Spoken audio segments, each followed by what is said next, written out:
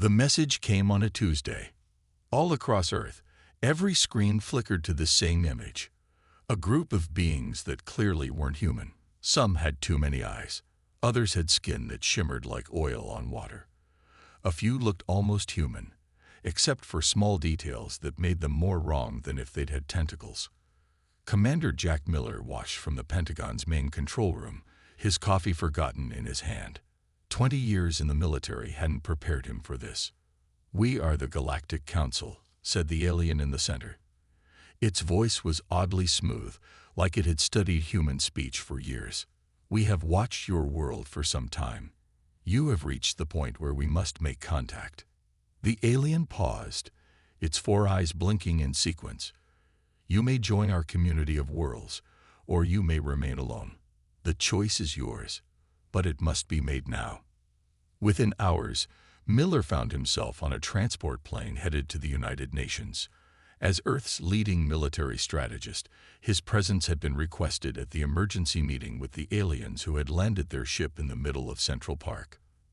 "They could have appeared anywhere," said General Porter, who sat across from Miller on the plane. "Why New York?" Miller stared out the window.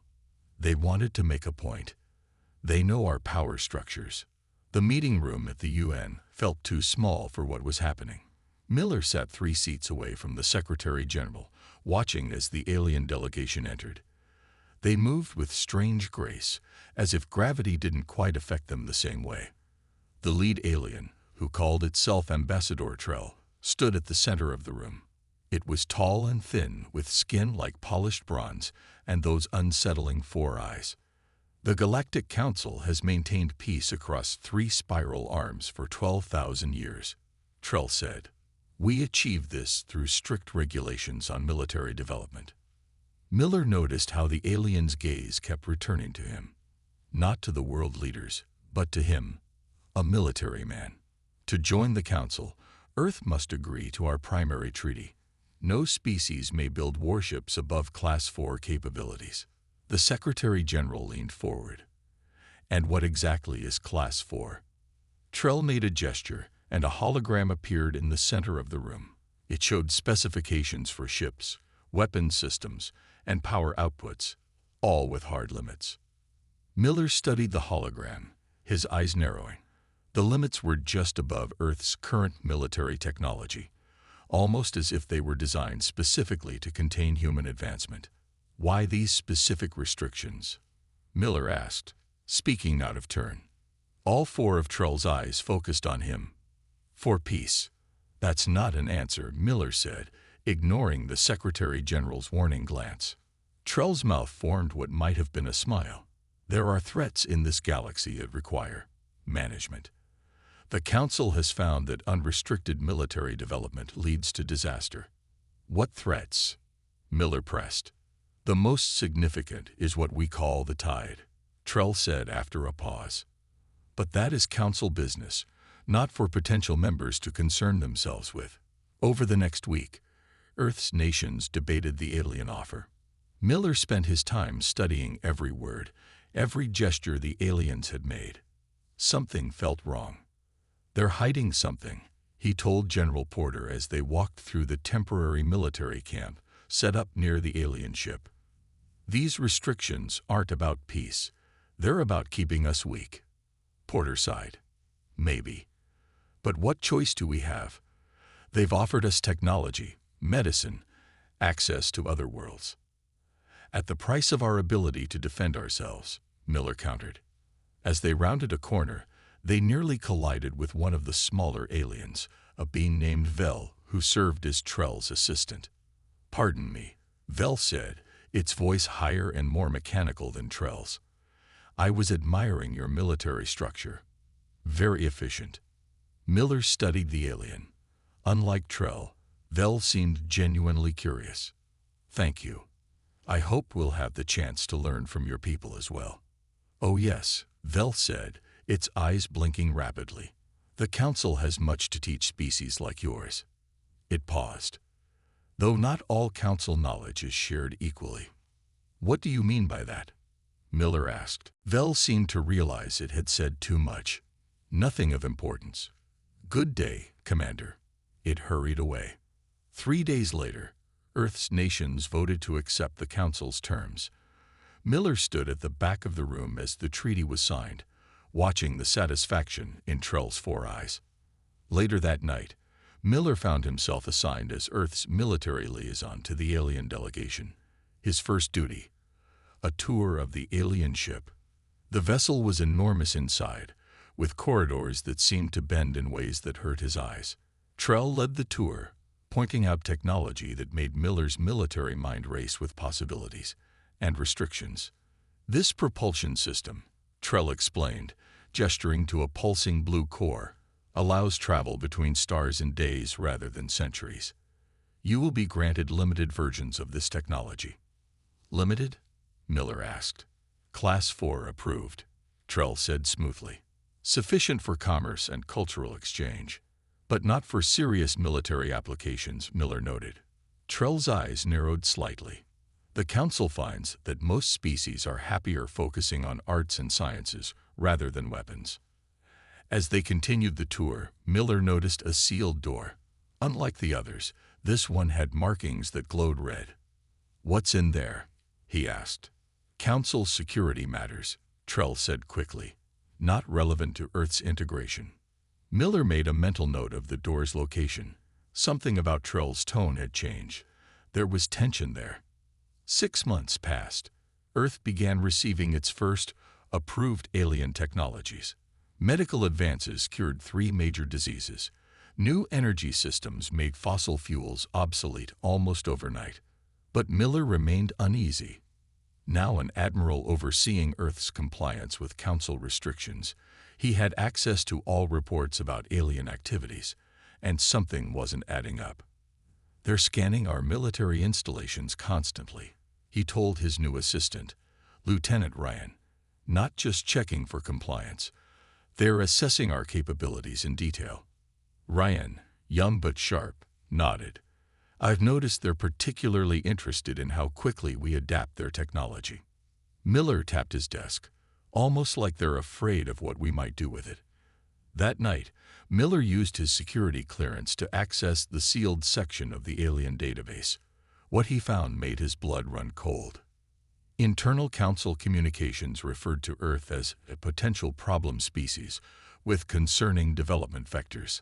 One message from Trell to the Council leadership stood out. Humans display unusual creativity in weapons design.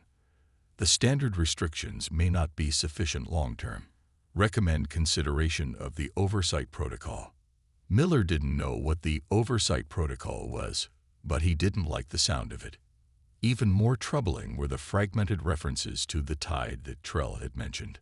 From what Miller could piece together, it wasn't just a threat. It was a world-ending force that had destroyed hundreds of civilizations, and for some reason, the Council seemed more interested in containing it than defeating it. As Miller shut down his terminal, he made a decision. Earth needed to know what they were really dealing with, and if the Council was holding humanity back from defending itself against a genuine threat, then perhaps it was time to start bending some alien rules. He would need allies, both human and possibly non-human. Vel, the curious alien assistant, might be a start. And he'd need scientists who could understand the Council's technology well enough to find its weaknesses. Because if Miller's suspicions were correct, Earth had just signed away its right to survive. 5 years passed since the aliens first came to Earth. Life had changed in ways no one could have imagined. The skies above major cities now showed strange ships coming and going. Alien technology had made many things better. Sickness was down, energy was clean, and food was plenty. But Admiral Jack Miller knew the cost of these gifts. Earth's military power remained frozen, stuck just above where it had been when the Council arrived. Any time human scientists tried to build something too powerful, Council observers would appear with friendly but firm reminders about the treaty. Miller sat in his office at the United Earth Defense Command, reading reports. His hair had more gray now, and lines marked his face. The door opened, and Lieutenant Ryan walked in, now a full commander himself. "Sir, Dr. Reeves is here to see you," Ryan said. Miller nodded. "Send her in." Dr. Emily Reeves was Earth's top scientist working with alien technology. Smart and direct, she had been helping Miller quietly investigate the Council's true plans. "I found something," she said without greeting, placing a small device on Miller's desk. "We need to use this now, before they detect it." Miller touched the device, and a hologram appeared between them. It showed stars, planets, and what looked like a dark cloud moving slowly across the map. "What am I looking at?" Miller asked. "I accessed the Council's deep archives," Reeves said, her voice low. "This is the tide they mentioned. It's real, Jack, and it's destroyed hundreds of worlds." Miller studied the map. "What exactly is it?" "Some kind of force that eats everything. Planets, stars, life. The Council has tracked it for thousands of years. And they're fighting it." Reeves laughed without humor. "That's the thing. They don't fight it. They run from it. They sacrifice outer worlds to slow it down while their core worlds stay safe." Miller felt cold. "And Earth? We're in its path. Maybe 30 years away from contact." Miller stood and walked to the window, looking at the alien ships above the city. "Why didn't they tell us?" "Because of this," Reeves said, changing the hologram. Now it showed Council reports, translated to English. "They've been studying us. They think humans have unusual problem-solving skills and aggression levels. We adapt too quickly. We're too willing to fight. That's why the restrictions," Miller realized. "They're afraid of what we might do if we had their technology." "There's more," Reeves said. "I found patterns in the data about the tide. It has a structure, Jack. A weakness. I think it could be defeated with the right weapon. But building that weapon would break the treaty," Miller guessed. Reeves nodded. "By about 10 levels." The next day, Miller requested a meeting with the alien liaison Vel, who had become more friendly with humans over the years. They met in a park, away from Council monitoring. "Vel," Miller said as they walked, "I need to ask you something directly. What is the tide, and why won't the Council fight it?" The alien stopped walking, its 4 eyes blinking in surprise. "You're not supposed to know about that." "But I do, and I know Earth is in its path." Vel looked around nervously. "The Council has lived with the tide for thousands of years. It's part of the natural order now." "Natural?" Miller's voice rose. "There's nothing natural about letting worlds die when you could save them." "It's not that simple," Vel said. "The Council tried fighting long ago. They lost badly. Now they manage the tide by directing its path away from important systems.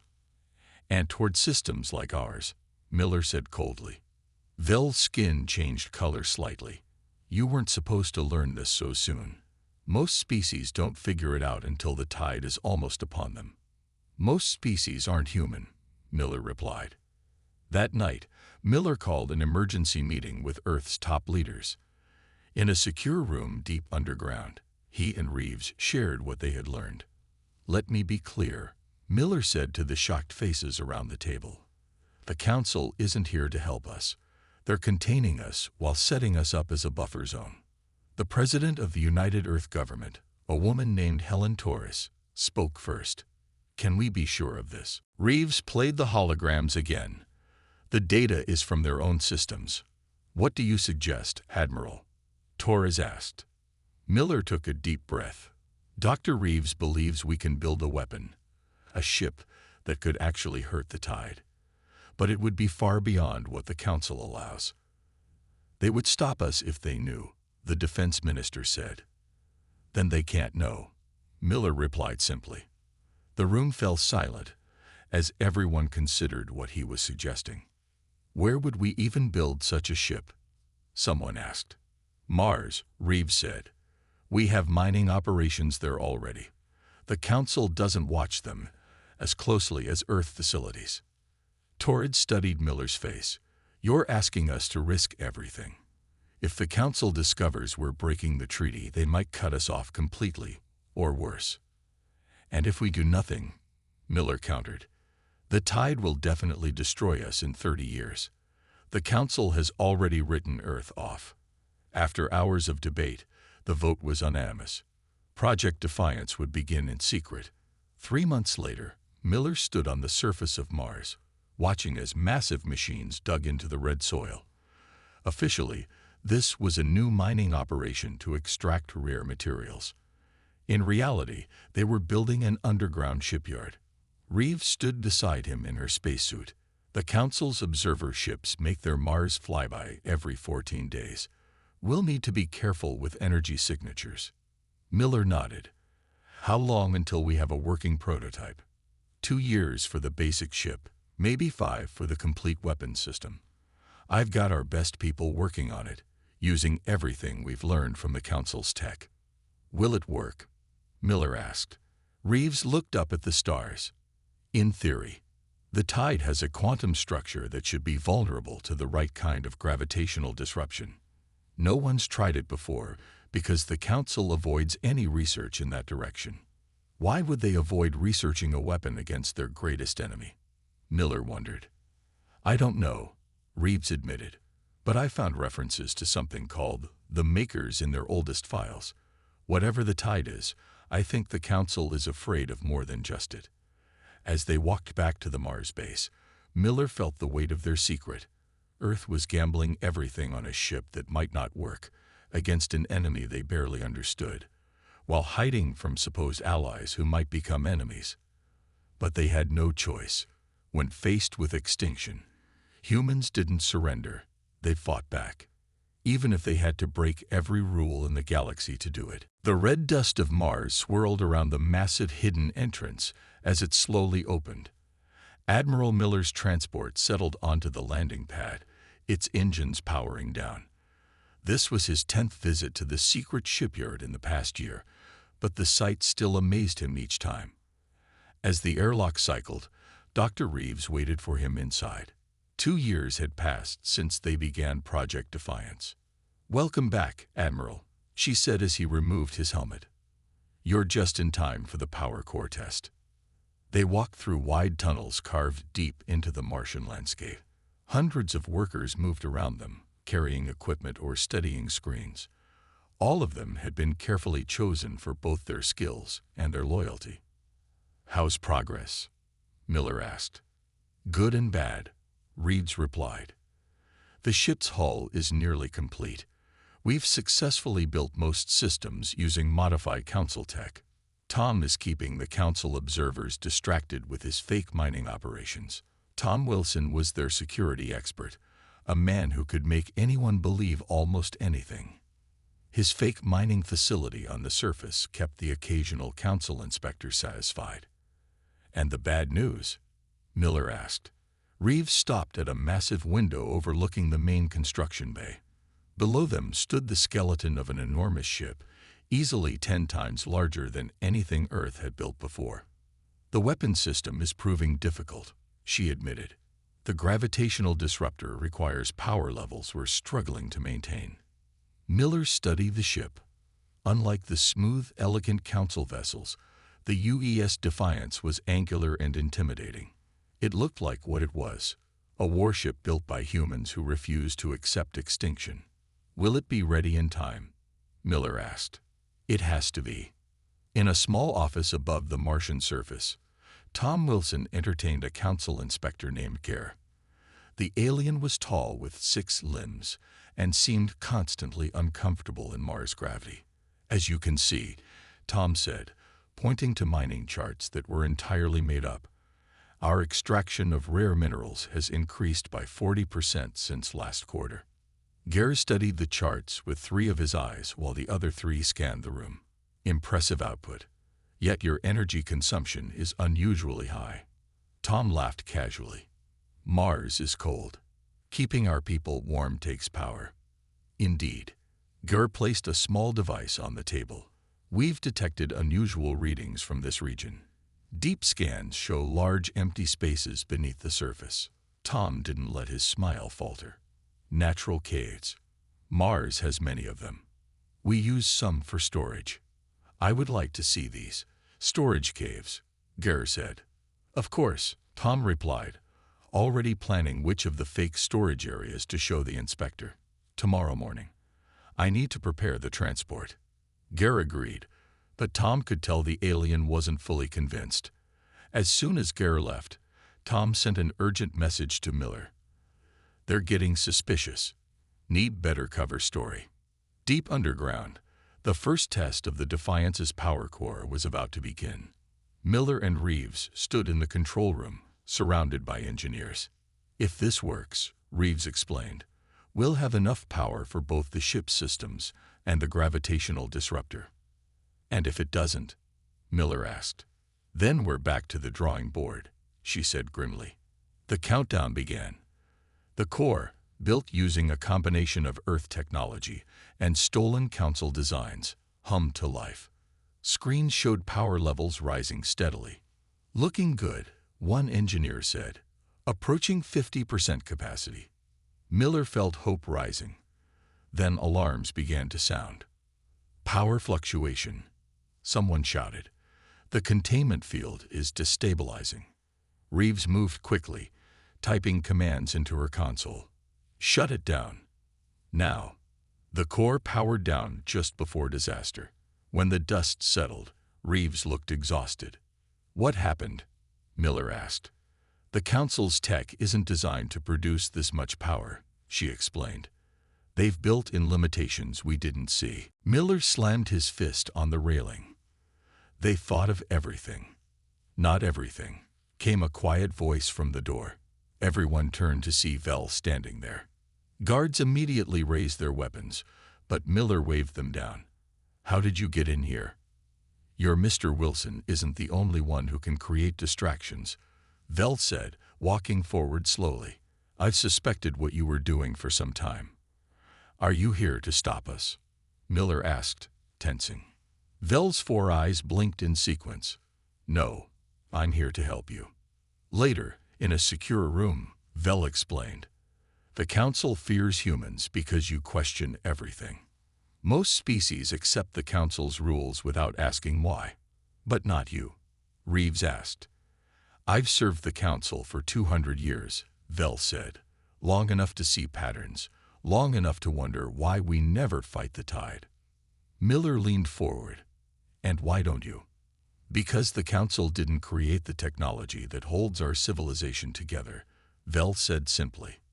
They found it, thousands of years ago. They don't fully understand how it works, only how to use it. And they're afraid of breaking it, Reeves realized. Exactly. The gravitational technology you're trying to build, the Council has records of similar weapons used against the tide long ago. They worked, but had side effects. What side effects? Miller asked.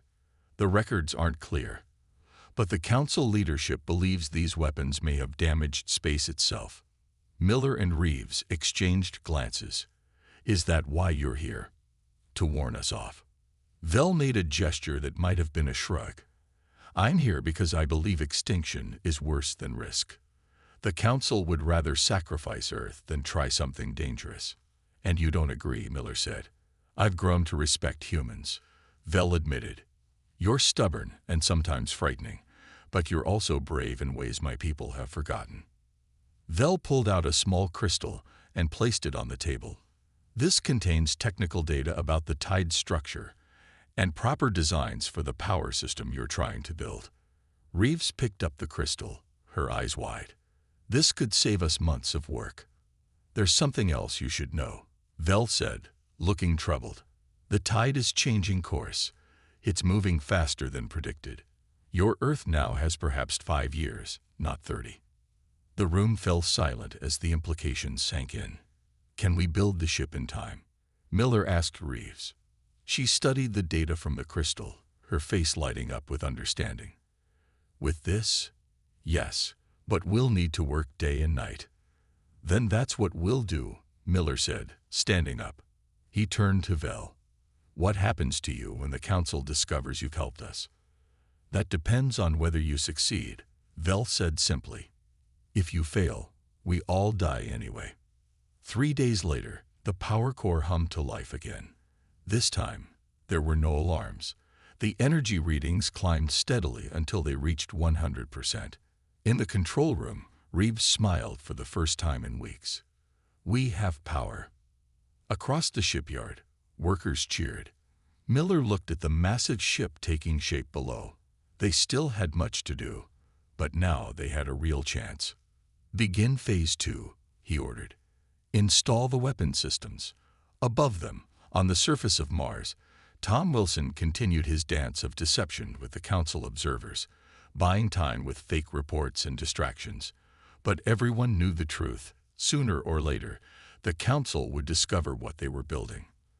The race was on to complete the Defiance before that happened, before the tide arrived, before humanity's time ran out. Alarms blared throughout the underground Mars base. Admiral Miller ran down the corridor toward the command center, his heart pounding. After 3 years of secrecy, their time had run out.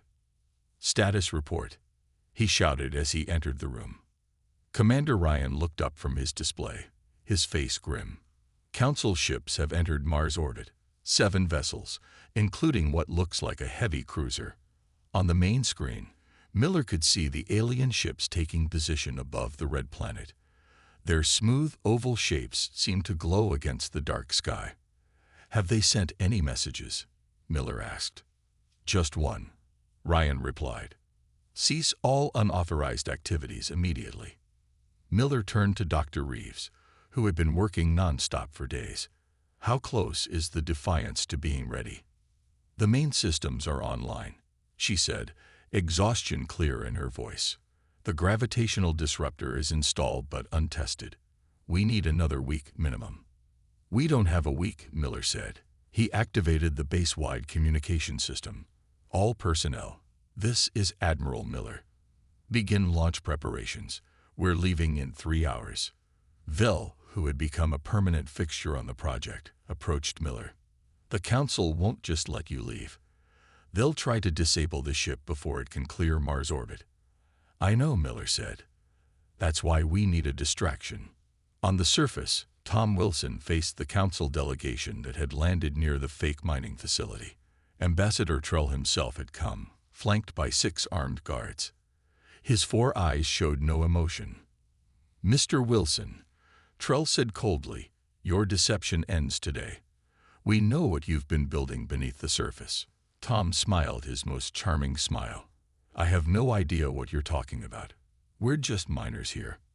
Our scans show a massive vessel under construction, a warship that violates at least 15 Council regulations."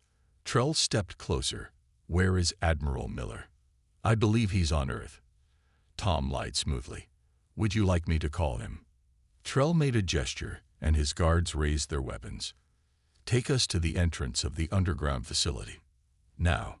Tom looked at his watch. He needed to stall for another 2 hours. "I'd be happy to give you a tour, but I'll need to check with Earth Command first. Council protocols, you understand." One of Trell's eyes twitched slightly. "You test my patience, human." "Just following the rules," Tom replied, still smiling. "You taught us how important rules are." Deep in the shipyard, the UES Defiance hummed with power as final preparations were made. The ship was massive, nearly a kilometer long, with a dark hull that seemed to swallow light. Unlike the elegant Council ships, the Defiance looked like what it was: a weapon. Inside the bridge, Miller watched as his crew took their stations. Many were young, Earth's best and brightest, trained in secret for this mission. "Main engines are green," reported the pilot, a young woman named Lisa Cooper. "All systems show ready." Miller turned to Reeves. "What about the gravitational disruptor?" "Power flow is stable," she said, "but we haven't calibrated the targeting system. We can't be sure it will work against the tide." "We'll have to figure that out on the way," Miller said. He activated the ship-wide comm. "All hands, secure for launch. We have company waiting for us upstairs." As the crew strapped in, Vel approached Miller. "The Council ships will try to disable your engines first. Their weapons are designed to minimize casualties." "Good to know," Miller said. "Any other advice?" "Yes," Vel said seriously. "Don't destroy any Council ships if you can avoid it. Many aboard them don't know the truth about the tide." Miller nodded. We're not here to fight the Council. We're here to save everyone from the tide, whether they want our help or not." On the surface, Tom had finally run out of ways to delay. Trell and his guards now stood at the sealed entrance to the underground base. "Open it," Trell demanded. Tom looked at his watch again. They needed just 15 more minutes. "You know, Ambassador, I've always wondered something. Why does the Council really care what we humans do? You have thousands of worlds. We're just one small planet. Because your kind doesn't know when to stop," Trell said. "You push boundaries that should remain untouched." "Like fighting the tide?" Tom asked. Trell's 4 eyes widened slightly. "You know nothing about the tide. We know the Council uses planets like Earth as shields," Tom said, his friendly mask dropping. "We know you found your technology, not built it. And we know you're afraid of what might happen if someone actually tried to stop the tide instead of running from it." For a moment, Trell seemed speechless. Then he raised his hand, and his guards aimed their weapons. "Open the door, Mr. Wilson. This is your final warning." Tom sighed and pressed his hand to the scanner. "Your funeral." The massive doors began to open, revealing the tunnel leading down to the shipyard. But as they did, a deep rumble shook the ground beneath their feet. Trell looked down in alarm. "What is happening?" Tom stepped back, smiling again. "That would be our ship launching. I'd move if I were you." The ceiling of the underground shipyard split open as massive doors retracted. Clouds of red dust billowed outward as the Defiance's engines ignited, lifting the enormous ship upward with incredible force. On the bridge, Miller gripped his chair as the ship shuddered around him. "Status: clearing the launch bay," Cooper reported. "Approaching surface level in 10 seconds." The view screen showed the red Martian landscape rushing toward them, then suddenly giving way to open sky as they burst through the surface. "Council ships detected," the tactical officer announced. "They're moving to intercept." Miller studied the display. 7 Council vessels had formed a blockade in orbit. "Full power to forward shields. Set course directly through their formation. Let's see if they're willing to fire on us." The Defiance accelerated upward, its massive form cutting through the thin Martian atmosphere. Ahead, the Council ships began to move, adjusting their position to cut off escape routes. "They're charging weapons," reported the tactical officer. "Hold course," Miller ordered. He opened a communication channel. "This is Admiral Miller of the UES Defiance to Council vessels. We have no hostile intentions toward you. Our mission is to stop the tide. Do not interfere." The response came immediately. Ambassador Trell's voice filled with anger. "Admiral Miller, you have violated Council law. Power down your ship immediately, or we will be forced to disable it." Miller looked at Vel, who nodded slightly. "They'll try to target our engines, but their weapons aren't designed to destroy a ship this size." "Good to know," Miller said, then addressed the crew. "Brace for impact.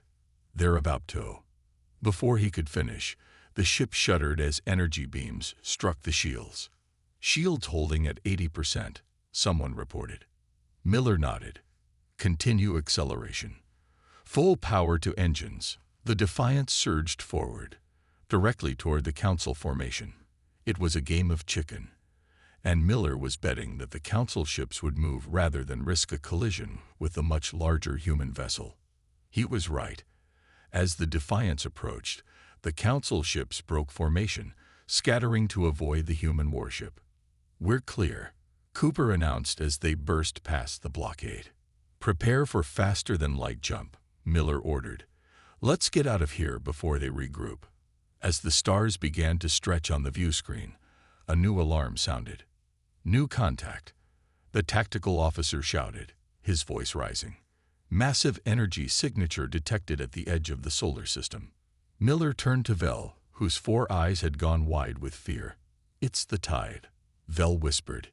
"It's here, years ahead of even my prediction." On the main screen, they could see it now. A darkness spreading across the stars, consuming everything in its path.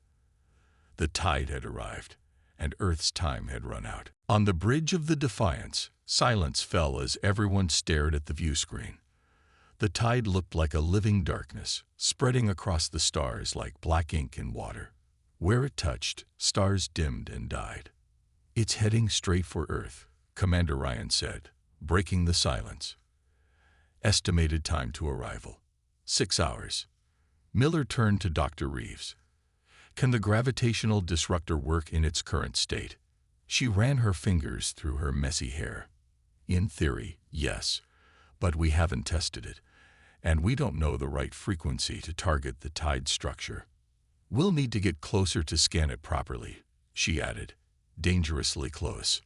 Miller nodded and looked at the tactical display. The Council ships were regrouping, but they weren't pursuing the Defiance. Instead, they were turning away from both the human ship and the tide. "They're running," Miller said, disgust in his voice. "Just like Vel said they would." "They follow the old protocols," Vel explained, looking ashamed. "Sacrifice the outer system. Retreat to safe distance. Observe." Miller stood up, addressing the entire bridge crew. "Well, that's not humanity's way. We don't run from fights, especially when everything we love is at stake." He turned to the helm. "Cooper, set course directly for the tide.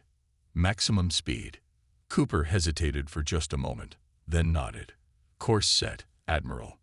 As the Defiance accelerated toward the greatest threat humanity had ever faced, Miller opened a channel to Earth. "This is Admiral Miller on the UES Defiance. We have visual confirmation of the tide entering the solar system. We are moving to engage." President Torres' voice came through the speakers. "Admiral, our sensors are just now detecting it. The Council embassy is evacuating. What are your chances?" Miller looked at Reeves, who could only shrug. "Unknown, Madam President, but we're the only hope Earth has." "Then good luck, Defiance. The hopes of humanity go with you." As the Defiance approached the tide, the crew got their first clear look at what they were facing. It wasn't just darkness. It was a swirling mass of energy that seemed to bend space itself. "Beginning scans," Reeves announced, her eyes fixed on her instruments. "The structure is like nothing I've ever seen. It's almost like what?" Miller prompted. "Like a program," she said, looking up in surprise. "It has patterns, repeating sequences. This isn't a natural phenomenon." Vel moved to her station, examining the data. The oldest Council records hint that the tide might be artificial, but no one believed them. "You mean someone made this thing?" Cooper asked from the helm. "It appears so," Reeves said. "And if it's made, it can be unmade." Her fingers flew over her console. "I'm identifying the frequency patterns now. The gravitational disruptor needs to match them precisely." Suddenly, the ship shuddered violently. Warning lights flashed across every console. "We're being pulled in," Cooper shouted, fighting with the controls. "The tide has us in some kind of gravity well." Miller grabbed his chair to steady himself. "All power to engines. Get us free." "I can't," Cooper replied, panic in her voice. "It's too strong." Reeves looked up from her station. "Wait, this could work to our advantage. We need to get close anyway to use the disruptor effectively." "How close?" Miller asked. "Very close," she admitted, "almost inside it." Miller made his decision. "Cut engines. Let it pull us in. Divert all power to the gravitational disruptor." The bridge crew stared at him in shock, but followed his orders. The ship stopped fighting against the tide's pull and began to accelerate toward the darkness. "Disruptor power at maximum," reported the engineering officer, "but we've never tested it at these levels." "No time like the present," Miller said with grim humor. He turned to Reeves. "How much longer do you need?" 2 minutes to match the frequency pattern," she said, working frantically. "Maybe less." Miller looked at the view screen. The darkness was filling it now, tendrils of energy reaching toward the ship like hungry fingers. "Make it less." Just before the Defiance was swallowed by the tide, A communication came through. It was Ambassador Trell. Admiral Miller, cease this foolish action immediately. You don't understand what you're interfacing with. Miller smiled tightly. Actually, I think we do. It's a weapon, isn't it? A very old, very advanced weapon that the Council has been running from for thousands of years. Trell's 4 eyes blinked rapidly. It is beyond your comprehension. The makers created it for purposes we cannot fathom. Interfering with it could destroy reality itself. Or it could save billions of lives, Miller replied. I'll take that chance. He cut the transmission. On the bridge of the Defiance, silence fell as everyone stared at the view screen. The tide looked like a living darkness, spreading across the stars like black ink in water. Where it touched, stars dimmed and died. It's heading straight for Earth, Commander Ryan said, breaking the silence. Estimated time to arrival: 6 hours. Miller turned to Dr. Reeves. Can the gravitational disruptor work in its current state? She ran her fingers through her messy hair. In theory, yes, but we haven't tested it, and we don't know the right frequency to target the tide structure. We'll need to get closer to scan it properly, she added, dangerously close. Miller nodded and looked at the tactical display. The Council ships were regrouping, but they weren't pursuing the Defiance. Instead, they were turning away from both the human ship and the tide. They're running, Miller said, disgust in his voice. Just like Vel said they would. They follow the old protocols, Vel explained, looking ashamed. Sacrifice the outer system. Retreat to safe distance. Observe. Miller stood up, addressing the entire bridge crew. Well, that's not humanity's way. We don't run from fights, especially when everything we love is at stake. He turned to the helm. Cooper, set course directly for the tide. Maximum speed. Cooper hesitated for just a moment, then nodded.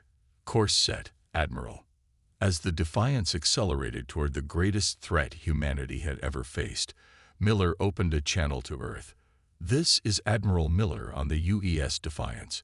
We have visual confirmation of the tide entering the solar system. We are moving to engage. President Tor's voice came through the speakers. Admiral, our sensors are just now detecting it. The Council embassy is evacuating. What are your chances? Miller looked at Reeves, who could only shrug. Unknown, Madam President, but we're the only hope Earth has. Then good luck, Defiance. The hopes of humanity go with you. As the Defiance approached the tide, the crew got their first clear look at what they were facing. It wasn't just darkness. It was a swirling mass of energy that seemed to bend space itself. Beginning scans, Reeves announced, her eyes fixed on her instruments. The structure is like nothing I've ever seen. It's almost like what? Miller prompted. Like a program, she said, looking up in surprise. It has patterns, repeating sequences. This isn't a natural phenomenon. Vel moved to her station, examining the data. The oldest Council records hint that the tide might be artificial, but no one believed them. You mean someone made this thing? Cooper asked from the helm. It appears so, Reeves said. And if it's made, it can be unmade. Her fingers flew over her console. I'm identifying the frequency patterns now. The gravitational disruptor needs to match them precisely. Suddenly, the ship shuddered violently. Warning lights flashed across every console. We're being pulled in, Cooper shouted, fighting with the controls. The tide has us in some kind of gravity well. Miller grabbed his chair to steady himself. All power to engines. Get us free. I can't. Cooper replied, panic in her voice. It's too strong. Reeves looked up from her station. Wait, this could work to our advantage. We need to get close anyway to use the disruptor effectively. How close? Miller asked. Very close, she admitted. Almost inside it. Miller made his decision. Cut engines. Let it pull us in. Divert all power to the gravitational disruptor. The bridge crew stared at him in shock, but followed his orders. The ship stopped fighting against the tide's pull and began to accelerate toward the darkness. "Disruptor power at maximum," reported the engineering officer. "But we've never tested it at these levels." "No time like the present," Miller said with grim humor. He turned to Reeves. "How much longer do you need?" 2 minutes to match the frequency pattern," she said, working frantically. "Maybe less." Miller looked at the view screen. The darkness was filling it now, tendrils of energy reaching toward the ship like hungry fingers. "Make it less." Just before the Defiance was swallowed by the tide, a communication came through. It was Ambassador Trell. "Admiral Miller, cease this foolish action immediately. You don't understand what you're interfacing with." Miller smiled tightly. "Actually, I think we do. It's a weapon, isn't it? A very old, very advanced weapon that the Council has been running from for thousands of years." Trell's 4 eyes blinked rapidly. "It is beyond your comprehension. The makers created it for purposes we cannot fathom. Interfering with it could destroy reality itself. Or it could save billions of lives," Miller replied. "I'll take that chance." He cut the transmission. Reeves looked up. "I've got it. Frequency pattern identified and matched. Disruptor ready to fire."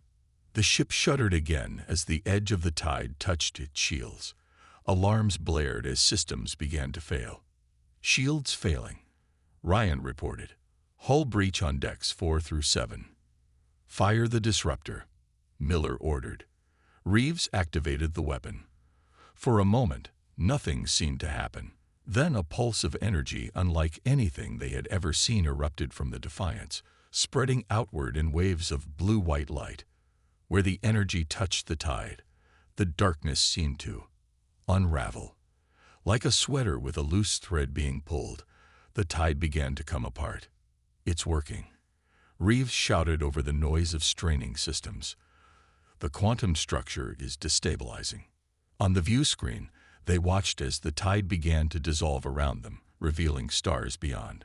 But the Defiance was still caught in the turbulence, shaking violently as the massive forces battled around it. "Hull integrity at 20%, Ryan called out. "We can't take much more." Miller gripped his chair. "Hold on. Just hold on." With a final surge, the gravitational disruptor sent out one last pulse. The tide seemed to collapse in on itself, the darkness shrinking to a single point of intense light. And then, nothing. Silence fell on the bridge. Outside, the stars shone clearly again. "Is it gone?" Cooper asked, her voice barely a whisper. Reeves checked her instruments, then looked up with tears in her eyes. "Yes, it's gone. Completely." A cheer erupted from the exhausted crew. Miller allowed himself a small smile before asking, "Ship status?" "Damaged but repairable," Ryan reported. "No casualties." Miller looked at Vel, who stood staring at the view screen in disbelief. "You did it," the alien said. "You actually did it." "We did it," Miller corrected. "Humanity may have built this ship, but we had help." 1 month later, Miller stood in the United Earth Government chamber as representatives from dozens of worlds, former council members, gathered to form a new alliance. President Torres addressed the assembly. For thousands of years, the council ran from a threat they didn't understand. They sacrificed countless worlds to save their own. Humanity chose a different path. She gestured to Miller and his crew. These brave men and women risked everything to save not just Earth, but every world in the tide's path. And in doing so, they discovered a truth. The tide was not some unstoppable force of nature, but a weapon, one that could be defeated. Miller looked at Vel, now serving as representative of his own people, who nodded in acknowledgement. "Today," Torres continued, "we form a new alliance. Not one based on fear and sacrifice, but on courage and cooperation. The Defiance protected fleet will be our shared shield, with ships built by all our worlds working together." As the chamber erupted in cheers, Miller thought about the journey that had brought them here. The Council had made rules to hold humanity back. fearing what they might do with advanced technology. They were right to be afraid. Humans refused to accept defeat. They broke the rules, built a warship, and faced an enemy that others had run from for millennia. And in doing so, they had changed the galaxy forever.